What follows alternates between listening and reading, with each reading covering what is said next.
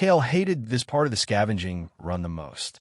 The aftermath of metal dust storms on Xylos always left the landscape transformed, burial mounds of twisted metal and debris where flat terrain had been just days before. Each step was a calculated risk. The ground beneath his worn boots could give way at any moment, sending him plummeting into the hollow spaces carved out by the violent, swirling winds. He adjusted the filter mask covering his face, squinting against the hazy crimson light of Xylos' distant sun.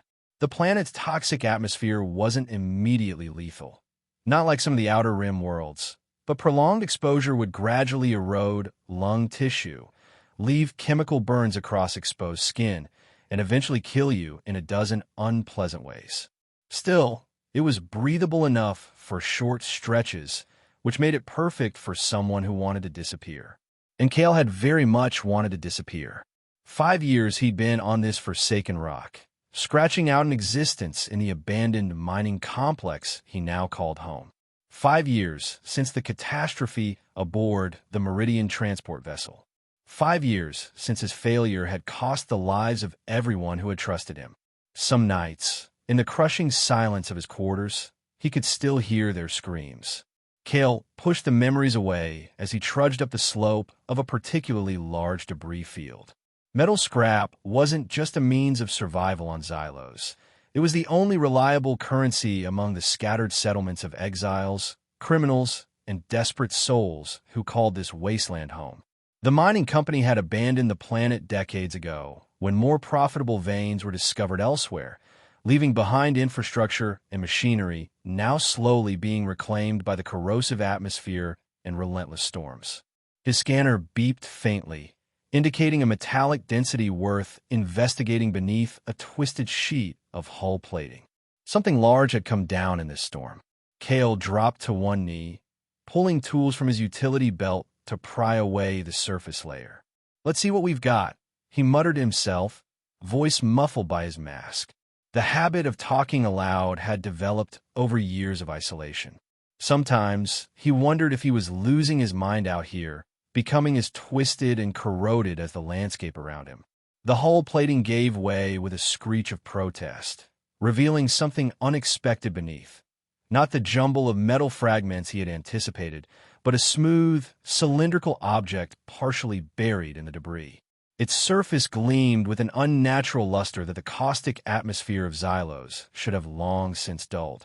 Kale frowned, brushing away more debris with increasing urgency. This wasn't local technology.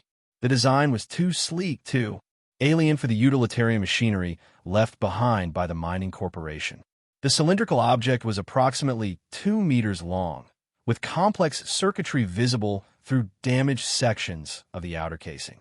At one end, he discovered what appeared to be a control panel, its symbols unfamiliar to him despite his extensive experience as a former transport navigator. His curiosity overrode caution. The panel was damaged, but some of its lights still flickered weakly. Kale fiddled with the controls, tried pressing various combinations of symbols, but nothing happened. Finally, he resorted to his tools, prying at the seam that ran the length of the cylinder.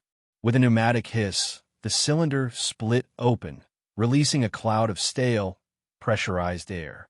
Kale jumped back, hand instinctively moving to the blaster at his hip, though he rarely had cause to use it for anything more threatening than scaring off the occasional scavenger lizard. As the vapor dissipated, Kale leaned forward, and what he saw inside froze his blood. A girl, or at least a female form, lay curled in a fetal position within the container. Her body was small, almost childlike in proportion, but with subtle curves suggesting adolescence or young adulthood.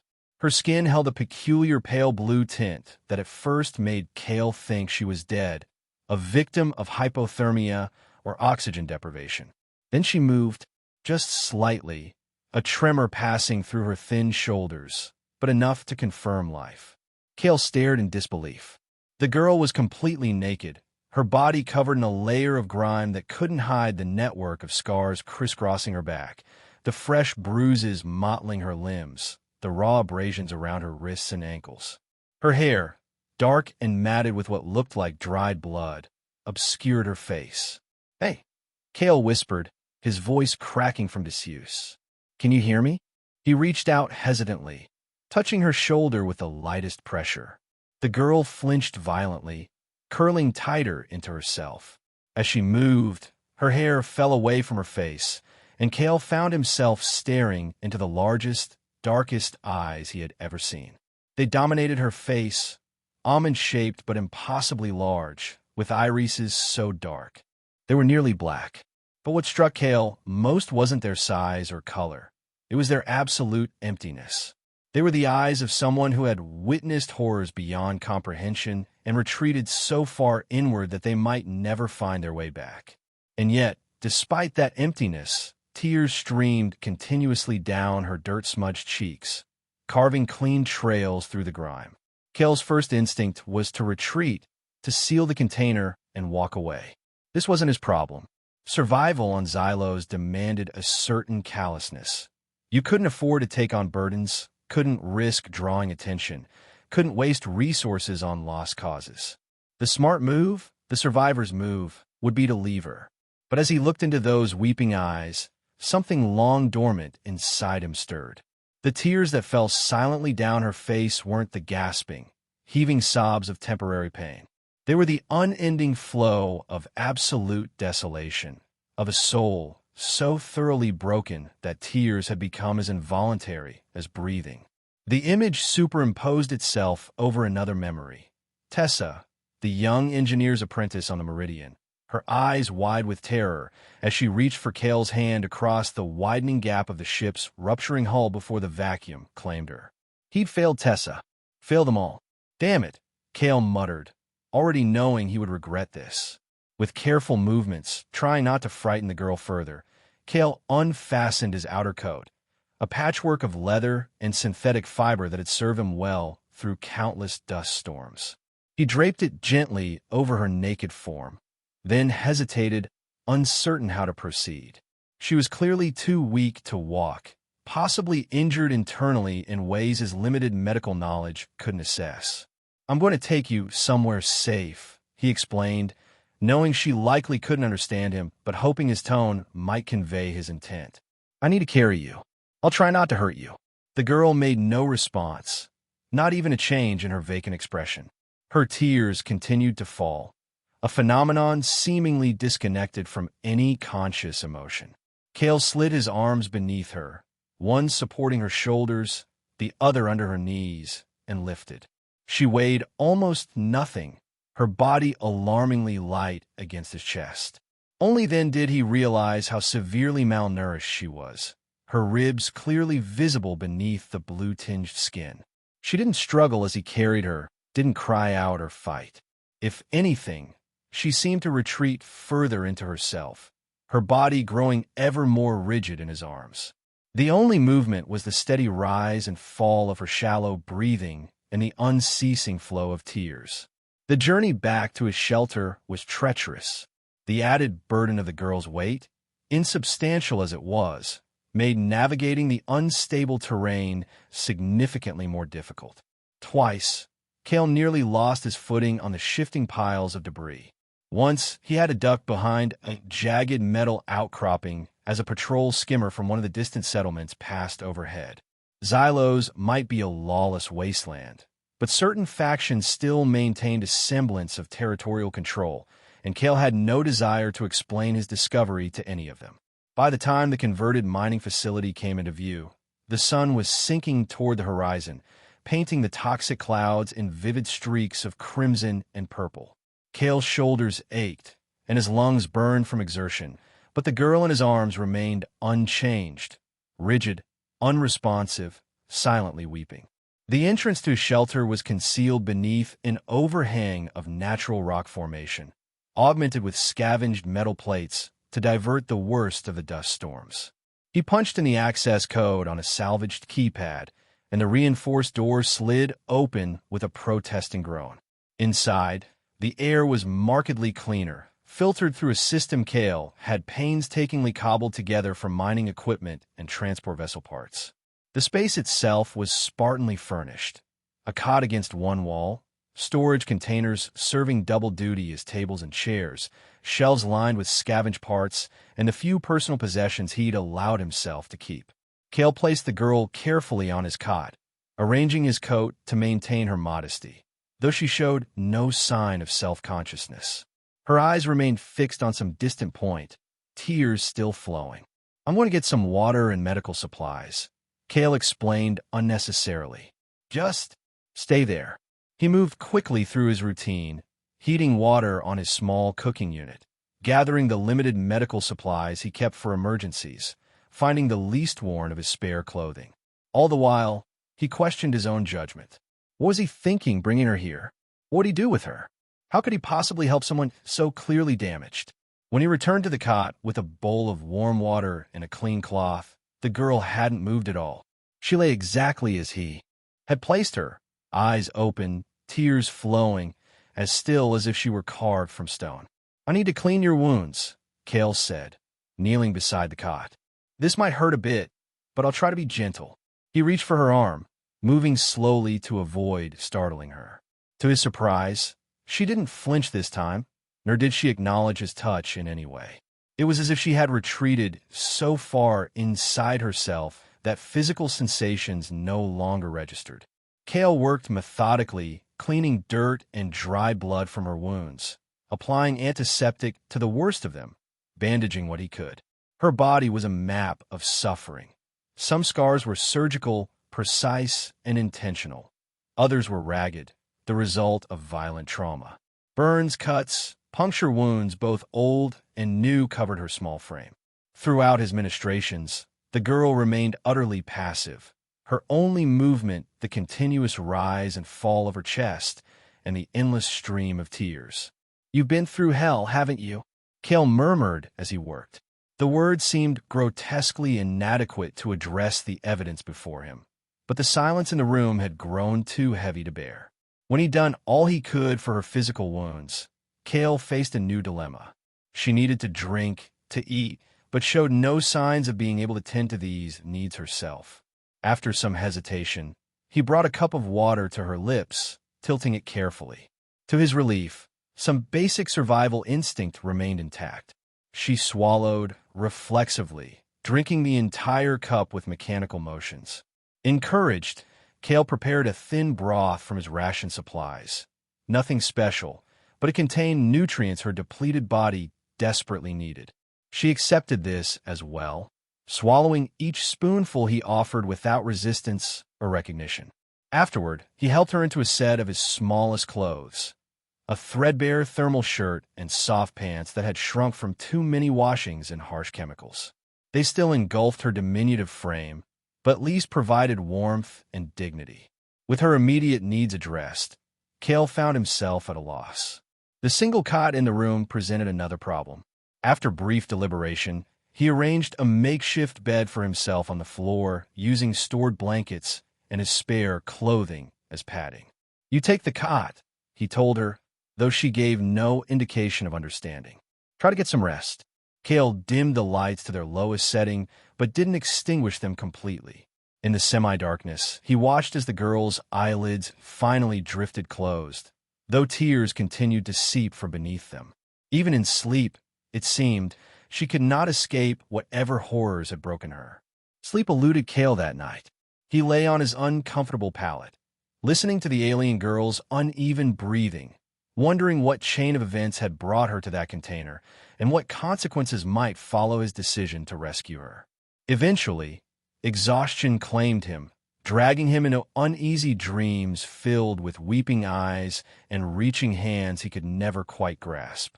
Morning on Xylos announced itself with a distant howl of wind through the abandoned mining tunnels. Cale woke stiffly, his body protesting the night spent on the hard floor. For a disoriented moment, he couldn't remember why he wasn't in his cot. Then the events of the previous day rushed back, and he sat up abruptly, eyes darting to the bed. The girl was awake, if her state could properly be called wakefulness. She sat upright against the wall, knees drawn to her chest, arms wrapped around them.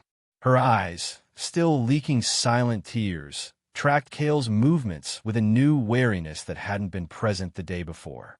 It was a small change, but significant. The first hint of conscious awareness he'd seen from her. "Good morning," Cale said quietly, keeping his distance. "Are you feeling any better?" No response came, but her eyes remained fixed on him, following as he moved cautiously around the small space, preparing a simple breakfast from his dwindling supplies. He set a portion aside for her, approached slowly, and placed it within her reach. "Food," he said, pointing to the bowl. "For you." After a long moment of stillness, her hand moved, a trembling, hesitant motion, reaching for the bowl. She missed on the first attempt, her coordination clearly impaired, but succeeded on the second try. The sight of her holding the bowl, a deliberate action rather than passive acceptance, sent a strange surge of relief through Cale. She didn't use the crude spoon he'd provided, instead bringing the bowl directly to her lips with shaking hands, drinking the thin porridge in desperate gulps that spoke of profound hunger. When she finished, she lowered the bowl to her lap, and for the first time, looked directly at Cale with something approaching recognition in her gaze. Cale found himself mentally christening her Lyra in that moment, though he couldn't have explained why that particular name came to mind. Perhaps it was the strange luminescence her blue skin had taken on in the artificial light, reminiscent of the stars of the Lyra constellation visible from his homeworld in summer. "Lyra," he said aloud, tapping his chest. "Cale." Then he pointed to her questioningly. No response came beyond a slight tilt of her head, though whether in confusion or consideration, he couldn't tell. The next several days established a cautious routine. Cale tended to Lyra's physical needs, changing bandages, providing food and water, helping her to the crude bathroom facilities when necessary. These interactions were conducted with minimal contact, respecting the way she flinched from sudden movements and touch. Gradually, small improvements manifested. Lyra began to feed herself more steadily. She would occasionally shift position of her own accord.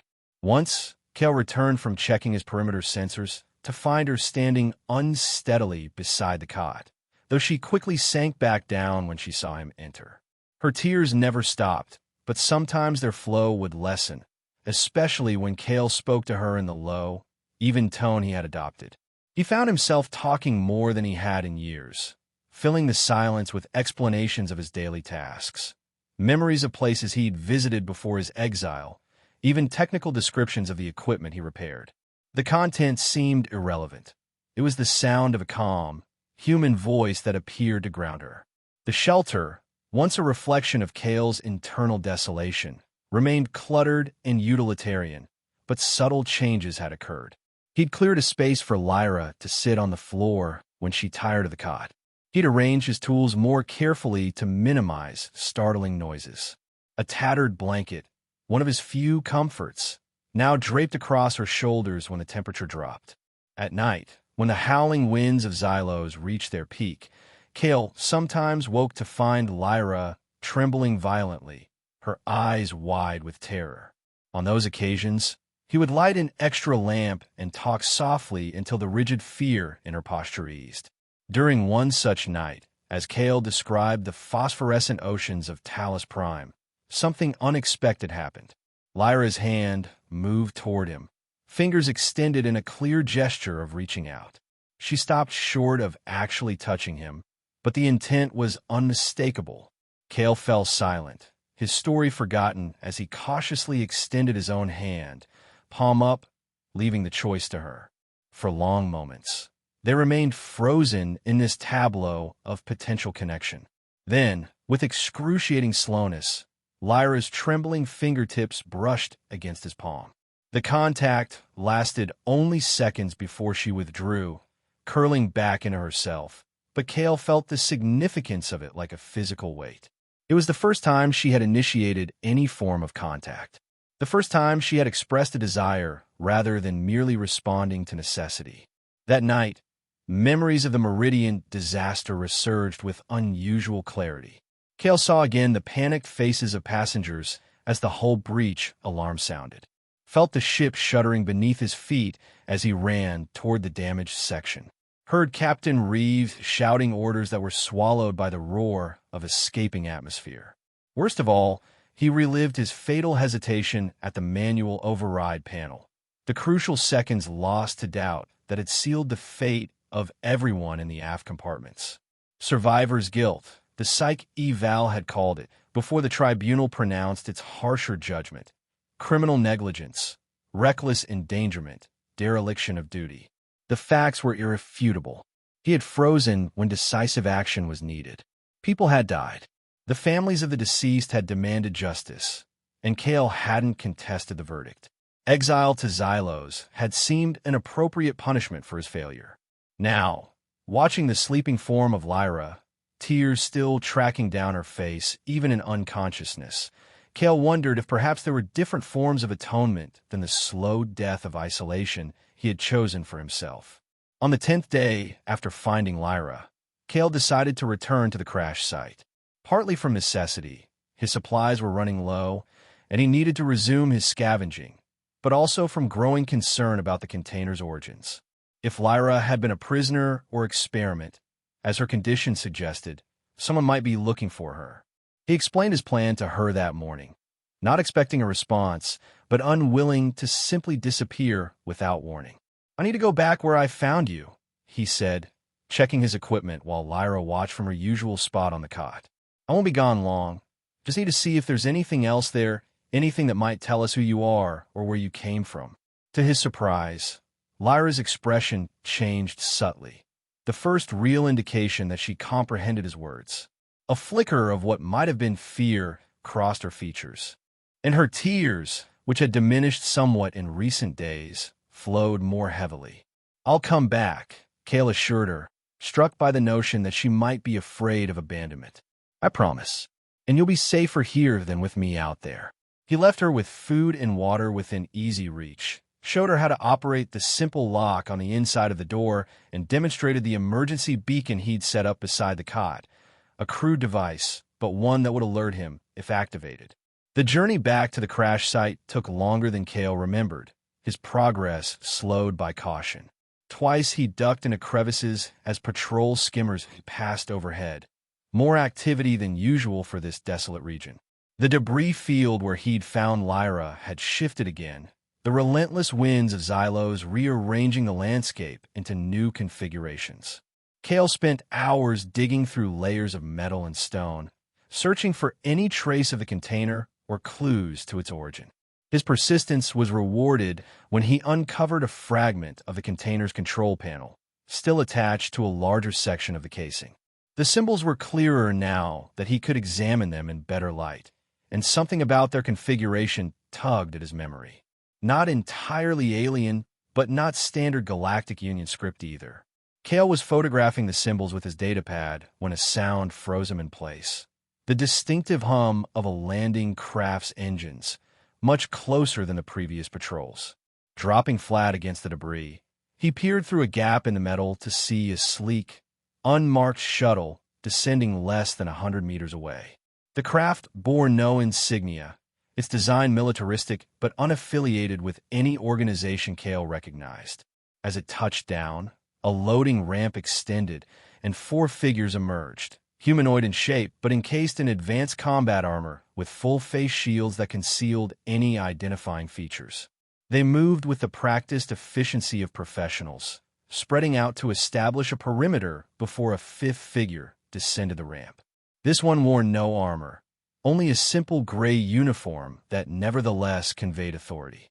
An older man with close-cropped silver hair, his lean face dominated by cybernetic implants around his right eye. "Search pattern Alpha," the man ordered, his voice carrying clearly in the thin air. The beacon was active until 7 standard days ago, somewhere within this radius. Priority is recovery of the subject. Secondary objective is containment of any breach. The armored figures activated scanning equipment, methodically sweeping the area. With growing dread, Cale realized they were heading directly toward the spot where he had found Lyra's container. He needed to warn her to return to the shelter before these people tracked the container back to his home. But any movement now would expose his position. Cale forced himself to remain motionless, watching as the search team approached. One of the armored figures paused at the exact location where the container had been buried, scanning device emitting a series of rapid beeps. "Dr. Varick," the figure called. "Positive trace here." The silver-haired man, Dr. Varick, strode forward, examining the readout on the scanner with evident satisfaction. Subject 37 was definitely here, he confirmed. Containment pod was breached. The question is whether it survived exposure. Subject 37. The clinical designation chilled Kale more than any display of overt cruelty could have. It explained everything about Lyra's condition, the surgical scars, the trauma, the complete dissociation. She wasn't a prisoner or slave. She was an experiment. "Life signs?" Dr. Varick asked. The armored figure adjusted settings on the scanner. "Inconclusive. Atmospheric interference. But there's a directional trail leading northwest. Something removed the pod, or its contents." "Someone, you mean?" Dr. Varick corrected. "The locals may be primitive, but they're industrious scavengers. If one of them found our property, they'd likely take it home like any other salvage." He gestured to the team leader. "Deploy seekers. Find whoever took the subject." One of the armored figures removed a container from the shuttle, releasing what appeared to be 3 metallic spheres the size of a human fist. The spheres hummed to life, hovering at chest height before shooting off in different directions, leaving faint contrails in the dusty air. Seeker drones. Advanced autonomous tracking units. If one of them located his shelter, found Lyra. Kel didn't complete the thought. Moving as silently as possible, he began to retreat from his position, using the uneven terrain for cover. He needed to reach his shelter before the Seekers did. Needed to move Lyra somewhere safe. Needed to. A sharp pain exploded at the base of his skull, and darkness claimed him. Consciousness returned in fragments. Pain throbbing at the back of his head. Cold metal against his cheek.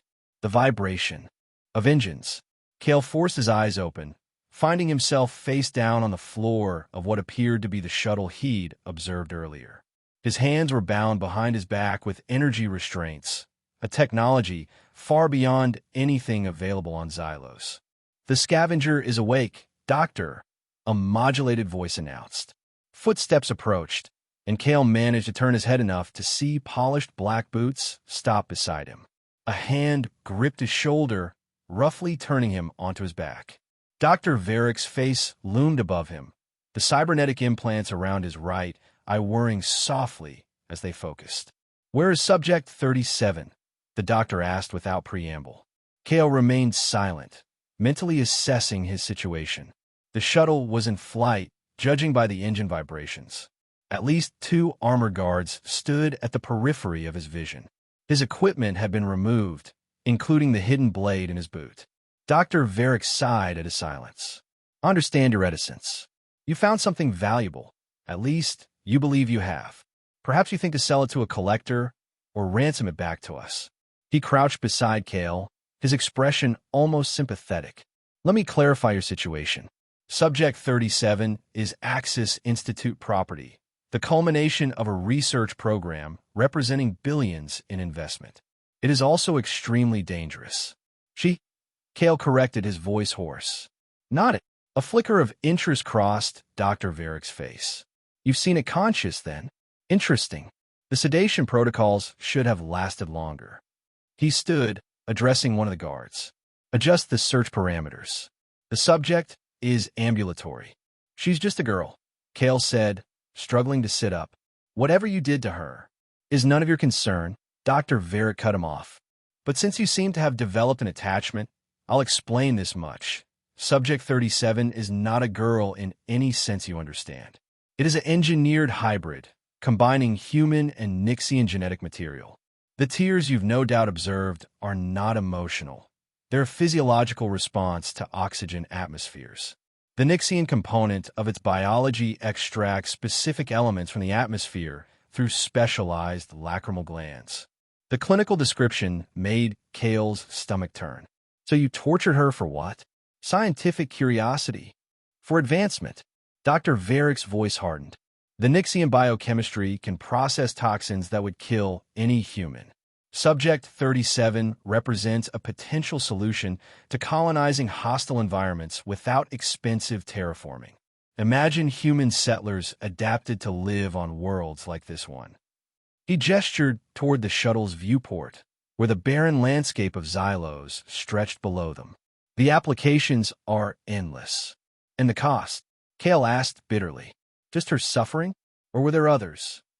There are always prototypes, Dr. Varick conceded with a dismissive wave. Subject 37 is merely the first viable specimen. A chime sounded from the cockpit, followed by an announcement. Doctor, Seeker 2 has located a dwelling northwest of the crash site. Signs of recent occupation. Dr. Varick smiled thinly. You're home, I presume? When Kale didn't respond, he continued. It doesn't matter. If Subject 37 is there, we'll recover it. If not, we'll find whatever trail you've left. Kale's mind raced. The Seekers were mechanical, following program parameters. They would locate his shelter, but would they recognize Lyra if she remained hidden? Would she have the presence of mind to hide when strangers approached? He needed time, needed a distraction. I didn't take her home, he lied. I have a trading partner in the Eastern Settlement. Collector of oddities. Paid me good money for your subject. Dr. Varick studied him with obvious skepticism. The Eastern Settlement is nearly 100 kilometers from where we found you. You expect me to believe you transported a containment pod that distance on foot. Not the pod, Kale improvised.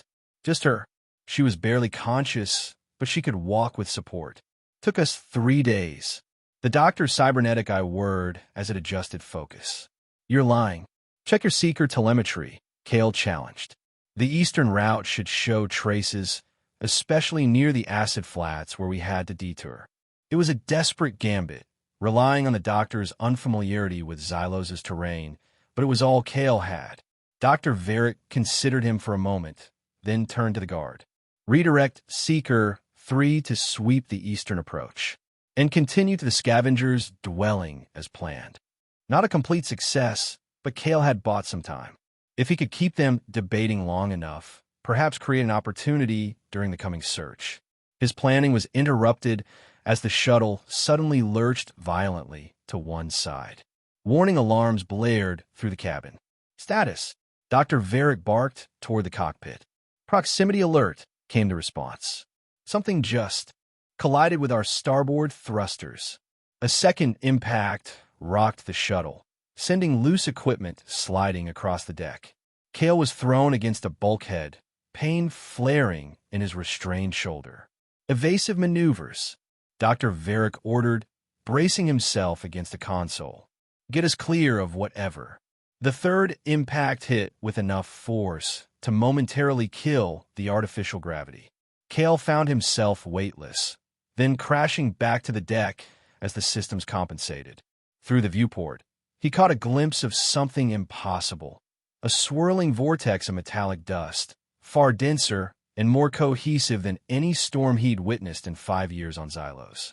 It's no natural phenomenon, Dr. Varick said, watching the display with growing alarm. The pattern is too regular, too directed. A fourth impact. Warning lights flooded the cabin red. The pilot's voice came strained over the comm. Losing control. Stabachosta offline. Emergency landing protocols engaged.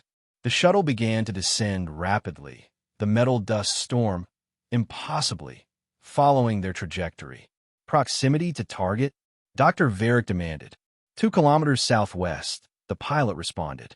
But we won't make it that far if this continues. Kale stared at the swirling metal maelstrom through the viewport, understanding dawning.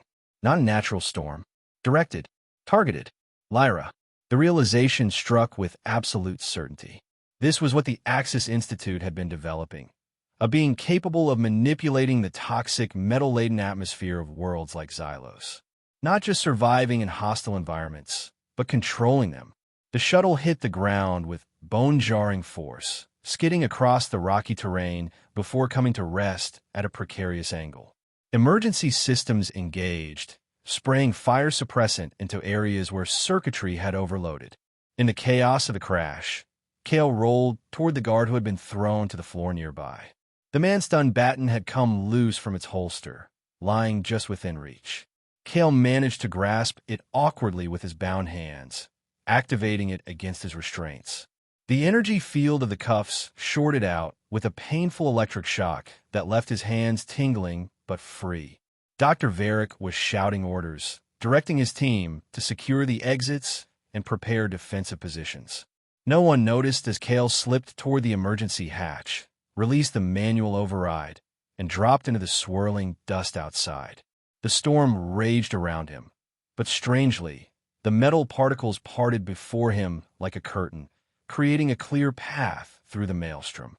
Cale ran, instinctively heading in the direction of his shelter, though visibility was near zero beyond the mysterious bubble of calm surrounding him. He had covered perhaps half a kilometer when he saw her. Lyra stood alone on a rocky outcropping, her small figure silhouetted against the crimson sky. The oversized clothes Cale had given her whipped around her thin frame, but she remained perfectly still, arms outstretched, face upturned. Tears streamed down her cheeks in rivers now. Not the gentle flow he had grown accustomed to, but a torrent that caught the light like liquid crystal. Around her, the metal dust storm moved with impossible precision, swirling in complex patterns that somehow conveyed both mathematical precision and raw, unleashed fury. "Lyra," Cale called, struggling to be heard above the roar of the wind. She turned toward him, and for the first time since he had found her, her eyes held something beyond emptiness or fear. They blazed with an interior light, pupils contracted to pinpoints, the darkness replaced by a swirling blue luminescence. As their eyes met, the storm abruptly ceased, metal particles falling to the ground in a rain of debris that pattered around them like metallic hail. In the sudden quiet, Lyra swayed on her feet, then collapsed. Cale rushed forward, catching her before she hit the ground. Her body was burning hot, as if she had consumed herself from within, but her pulse still fluttered beneath his fingers. "Remarkable." The voice came from behind him. Dr. Varick stood there, his uniform torn and dirty, a bleeding cut above his cybernetic implants, but his expression one of undisguised triumph.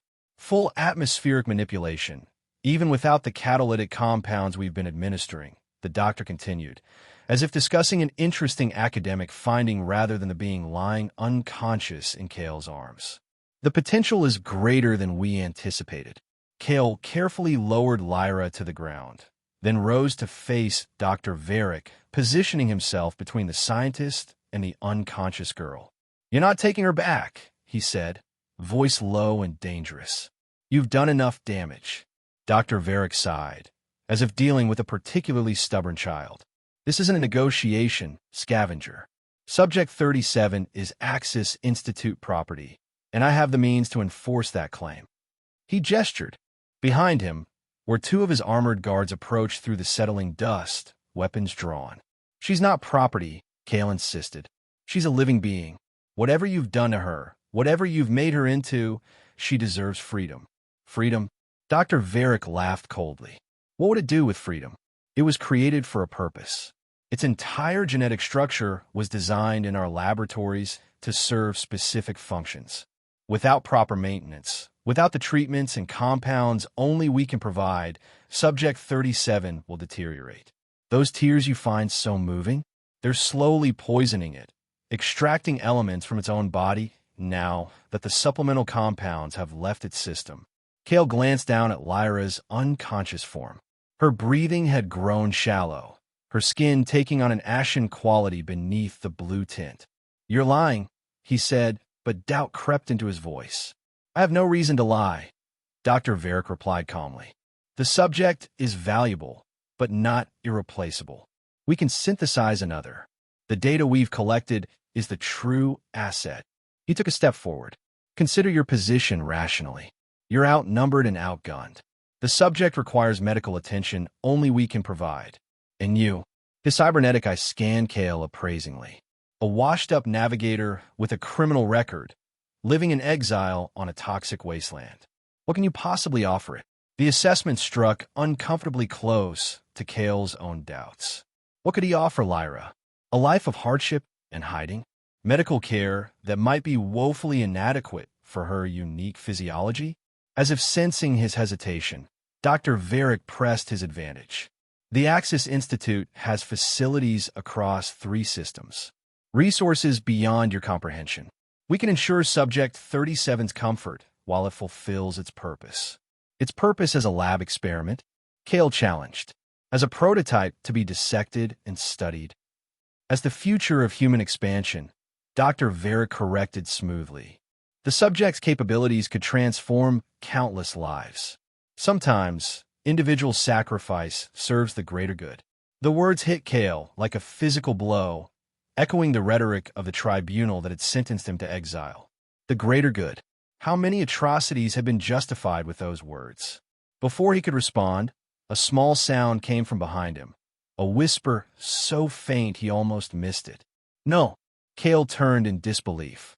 Lyra's eyes were open, still glowing with that strange blue luminescence, but dimmer now. Her lips moved again, forming the word with obvious effort. No. It was the first word she had spoken since he found her. The simple negation carried the weight of every horror she had endured, every violation committed against her body and spirit in the name of progress. Something broke open inside Kale, the protective shell of indifference he had constructed around himself since the Meridian disaster. The paralyzing guilt that had defined him for 5 years transformed into something else. Resolve. She said no, Kale stated, turning back to Dr. Varick. That's all that matters. The doctor's expression hardened. It doesn't get a choice. He signaled to his guards. Secure the subject. Terminate the scavenger if he resists. The guards advanced, weapons raised. Kale tensed, preparing for a fight he couldn't win, but unwilling to surrender. Behind him, he felt Lyra stirring, trying to rise despite her weakness. Then, from the distance came the distinctive sound of engines. Multiple engines approaching fast. All eyes turned toward the horizon, where a ragged formation of skimmers appeared, trailing dust clouds behind them. They were patchwork vehicles, cobbled together from salvage parts, but they moved with purpose and precision. Atop the lead skimmer stood a tall figure in dust-stained robes, face concealed behind a breathing mask adorned with tribal markings. Scavenger clan? Kale breathed, recognition dawning. The nomadic tribes that roamed Xylos' wastelands were typically reclusive, avoiding outsiders and fighting only when threatened. But they were territorial in their own way, and they had strict codes about exploitation. Dr. Varick assessed the approaching force, then spoke urgently into his comlink. Pilot, status report. Repairs underway, came the crackled response. Minimal propulsion possible in approximately 20 minutes. We don't have 20 minutes, the doctor snapped, watching as the skimmer formation spread out, clearly preparing to encircle them. He turned to his guards. Defensive positions. Priority is securing our exit path to the shuttle. As the guards moved to comply, Kale seized the moment. He scooped Lyra into his arms and began retreating toward the approaching skimmers. Stop! Dr. Varick called after him, drawing a compact energy pistol from inside his jacket. Another step, and I fire. Kale froze, acutely aware of Lyra's vulnerability in his arms. The doctor's weapon was. Aimed not at him, but at her. Even damaged, it remains valuable, Dr. Varick stated coldly. But if I can't reclaim it, I'll ensure no one else benefits from our research. The standoff stretched for several tense seconds. Then, without warning, the ground beneath them began to tremble. Fine particles of metal dust rose from the earth, swirling lazily at first, then with increasing velocity. The doctor's eyes widened in alarm as the particles coalesced around the barrel of his weapon, forcing it downward with surprising strength. Kale looked down at Lyra. Her eyes were barely open, but that blue luminescence pulsed with renewed intensity. She was using the last of her strength. The distraction was enough.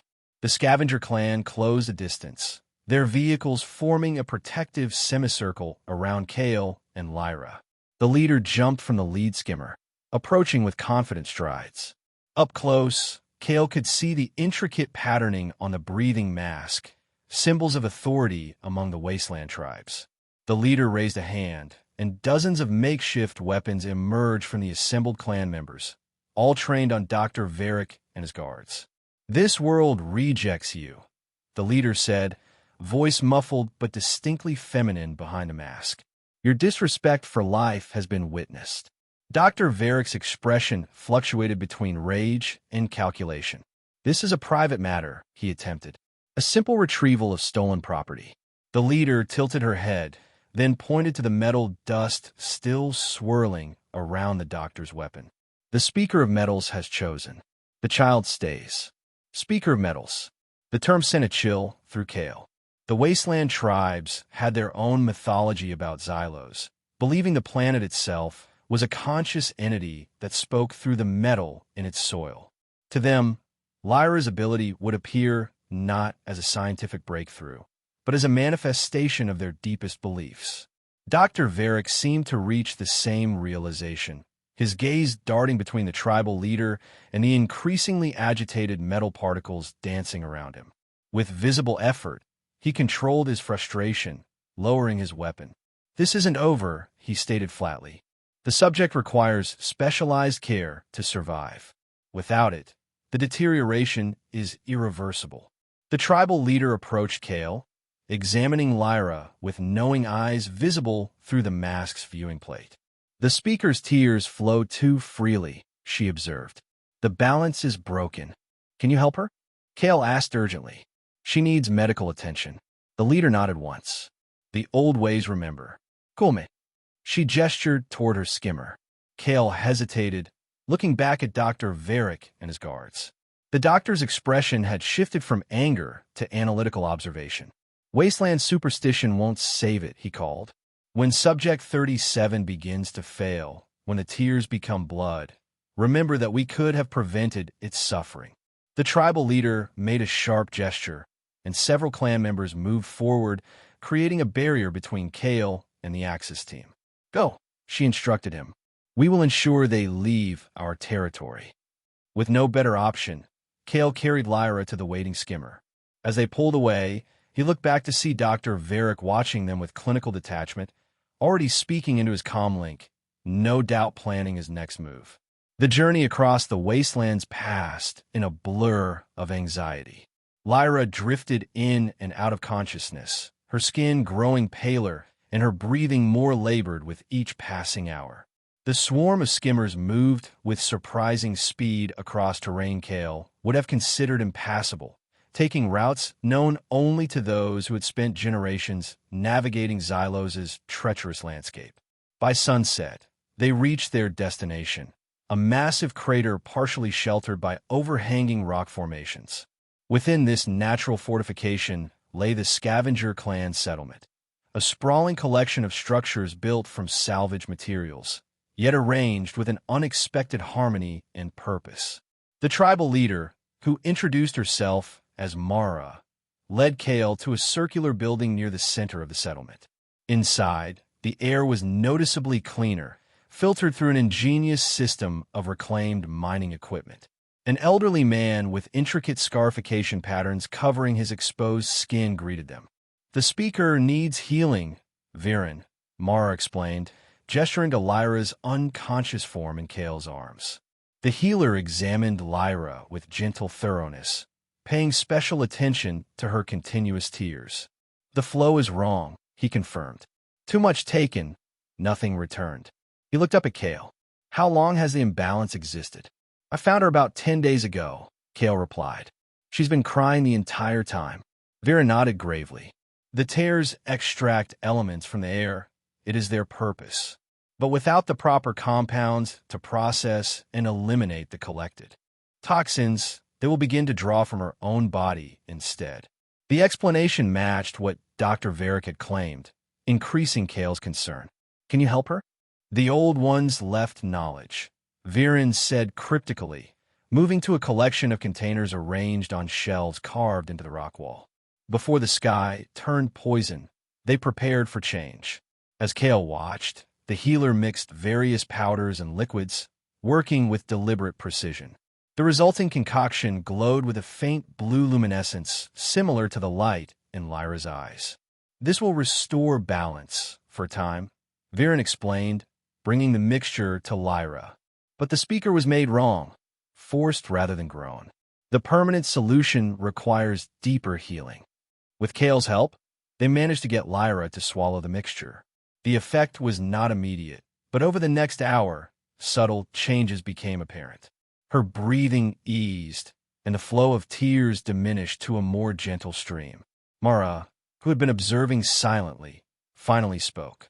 The metal storm she summoned was seen for 20 kilometers. Such power has not been witnessed in generations.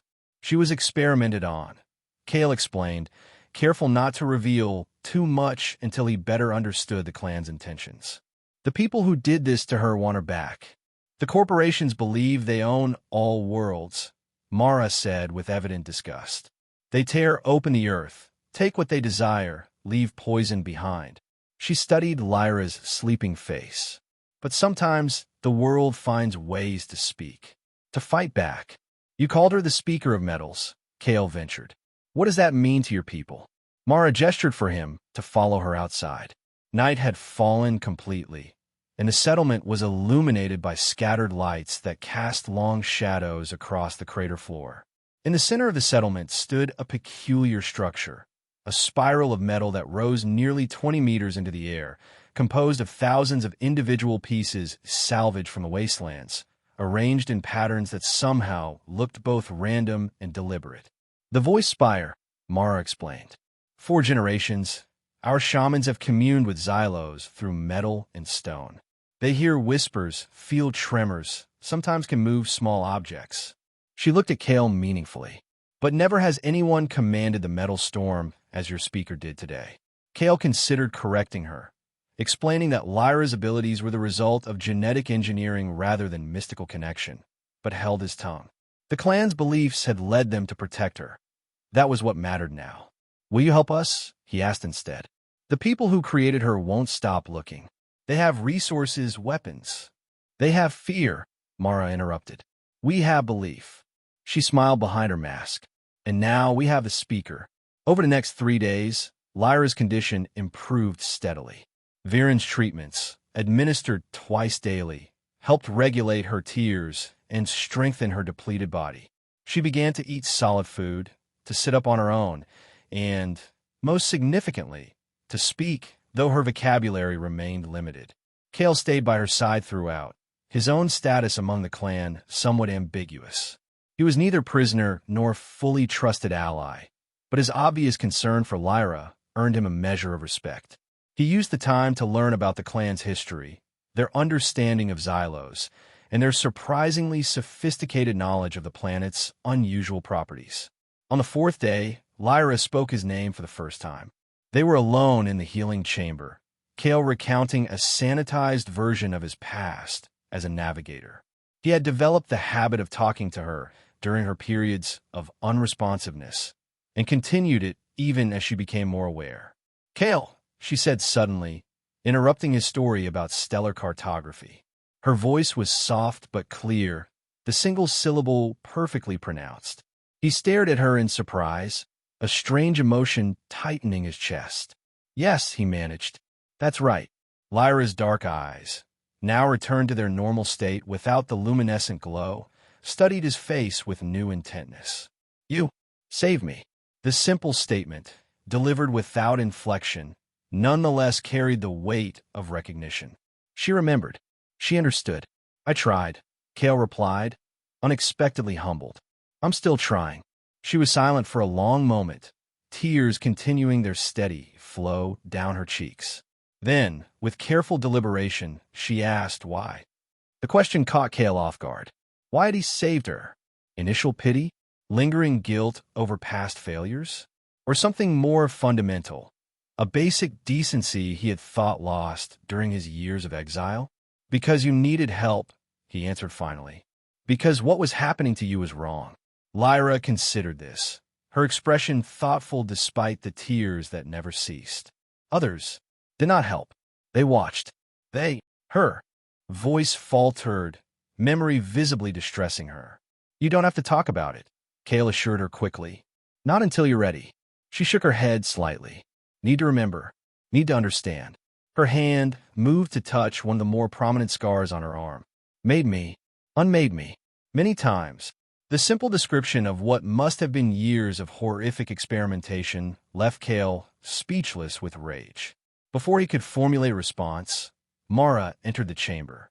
The scouts have returned, she announced without preamble. The outsider's ship is gone, but they left devices behind. Watching devices. Surveillance equipment. Cale wasn't surprised. Dr. Varick hadn't struck him as someone who would abandon a valuable asset easily. How widespread, he asked. 3 settlements have reported finding them, Mara replied. They watch the major routes, the trading posts. They're looking for us, Cale concluded grimly. For Lyra, Mara nodded. The clan can shelter you for now, but we cannot remain in one place long. It is not our way. The implication was clear. Their welcome, while genuine, had time limits. The nomadic clan would soon move on, following the patterns they had established over generations. What about Viren's treatments? Cale asked. Lyra needs them to stabilize her condition. Viren has prepared supplies to last a full cycle of the outer moon, Mara explained. Beyond that, she left the sentence unfinished. Lyra, who had been listening intently, spoke up. I will not be captured again. Her voice, though quiet, held unmistakable resolve. Rather die free. Cale looked at her sharply. It won't come to that, he promised, though he had no right to make such assurances. We'll find a solution. That night, unable to sleep, Cale ventured outside the healing chamber.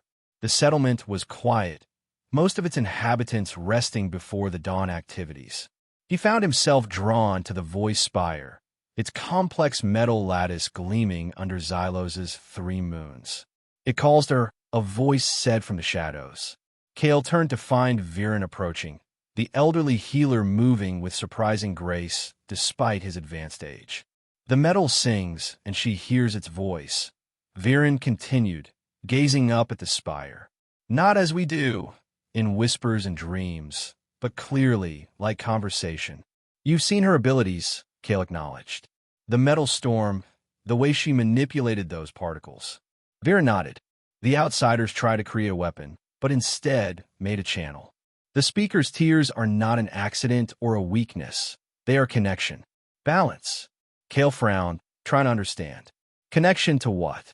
To Xylos itself, Viren replied simply. This world was not always poison and dust.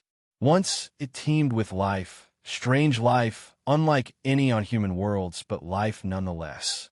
The corporations came, extracted what they valued, unleashed what they feared. He gestured at the toxic clouds visible in the night sky. They thought they killed Xylos, but planets do not die easily. They sleep, they change, they adapt. The healer's words sent an uncomfortable chill through Cale. He had always viewed Xylos as a wasteland, a dead world valuable only for the minerals and metals that could be scavenged from its surface.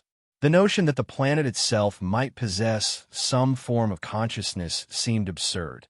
He had witnessed Lyra's impossible control over the metal storm. What happens when your treatments run out? Cale asked, returning to his most immediate concern. Viren's weathered face grew solemn. Without intervention, the imbalance will worsen.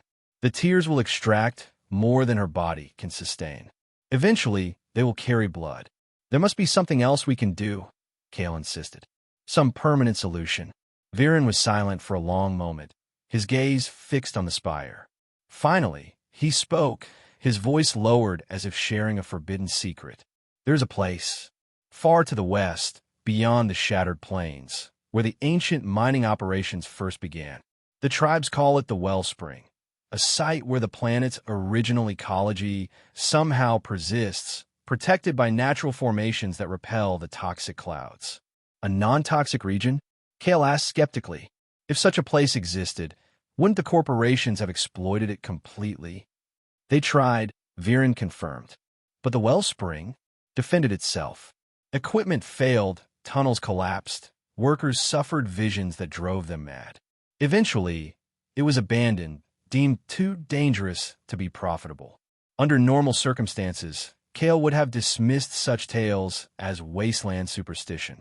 But after witnessing Lyra's abilities and the clan's surprisingly advanced understanding of Xylos's unusual properties, he found himself willing to consider possibilities he would once have rejected outright. "You think this wellspring could help Lyra?" "I believe it is where she belongs," Viren stated with conviction.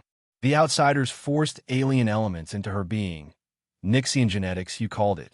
But what if it was not truly alien? What if they unknowingly used materials from Xylos's original life forms, preserved somewhere like the wellspring? The theory was outlandish, but it offered something Kale desperately needed: hope. "How far is this place? How will we even find it?" 2 weeks' journey, perhaps more, Viren admitted. And the path is not easily found. The shattered plains disorient even experienced guides. He reached into his robes, withdrawing a small object that he pressed into Kale's hand. It was a compass, but unlike any Kale had seen before. The casing was made of a strange, pearlescent material that wasn't quite metal or stone, and the needle didn't point north, but rather oscillated in seemingly random patterns. "This will guide you," Viren explained. "It responds to the same energies the speaker channels through her tears. As you approach the wellspring, the movements will become more coherent." Kale turned the unusual compass over in his hands. "Why are you giving me this? Why help us?" Viren smiled sadly. "My people have waited generations for signs that Xylos still lives beneath its scars. The speaker's arrival is such a sign. Her journey is important, not just for her survival, but for this world's future." The conversation left Kale with much to consider. By morning, he had made his decision. When Lyra woke, he explained what he had learned from Viren, outlined the risks of the journey, and presented their options as clearly as he could. "We could try to leave Xylos entirely," he concluded. "Find a transport willing to take refugees, seek medical help on a fringe world. Or we can search for this wellspring, following wasteland legends and a strange compass." He met her gaze directly. "The choice should be yours." Lyra listened without interruption, her dark eyes thoughtful despite the continuous flow of tears. When Kale finished, she was silent for several moments. "The metal speaks to me," she finally said. "Not words, but feelings, memories." She touched her chest. "Here feels right. Connected." Her expression grew determined. "We find wellspring." 2 days later, they were ready to depart. The clan provided them with a modified skimmer, smaller than their tribal vehicles, but sturdy and adapted for Xylos's harsh conditions. They loaded it with supplies: water filters, ration packs, medical necessities, and the treatments Viren had prepared. Mara instructed Kale in basic maintenance of the vehicle, while other clan members contributed knowledge about the territories they would pass through. As dawn broke on their departure day, the entire clan gathered to witness their leaving. Mara presented Lyra with a breathing mask similar to her own, but smaller and decorated with symbols representing metal and tears. "The speaker walks her own path now," Mara announced to her people. "May Xylos guide her steps." Lyra accepted the mask with solemn dignity. Though she had spoken little during their preparations, Kale had observed subtle but significant changes in her demeanor. She stood straighter, met gazes directly, made decisions about her own needs. The constant tears remained, but they no longer seemed to define her. As they mounted the skimmer, Lyra surprised both Kale and the assembled clan members by raising her hand in a deliberate gesture. The dust around them stirred, rising in a spiraling column that caught the light of the rising sun, transforming into a briefly glittering display before settling back to earth. It was not a demonstration of power, Kale realized, but a communication, a thank you expressed through the language she was only beginning to reclaim as her own. With final farewells exchanged, they set out westward toward the distant shattered plains and the mythical wellspring beyond. The journey ahead was uncertain, fraught with both natural dangers and the persistent threat of Dr. Varric's pursuit. Yet, as Kale guided the skimmer across the wasteland, Lyra seated behind him with one arm wrapped securely around his waist, he felt something he had not experienced since before the Meridian disaster: purpose. Whether or not the wellspring existed as Viren described, whether or not it could offer Lyra the healing she needed, Cale had committed himself to her journey, not from guilt or obligation, but from a growing recognition that their broken paths had converged for reasons perhaps neither of them fully understood. Behind them, the settlement grew smaller against the horizon. Ahead, the barren landscape stretched toward a future neither could predict. But for the first time in years, Cale looked forward rather than back, guided by a strange compass and the presence of an extraordinary girl whose tears now seemed less like a sign of endless sorrow and more like a connection to possibilities yet unrealized.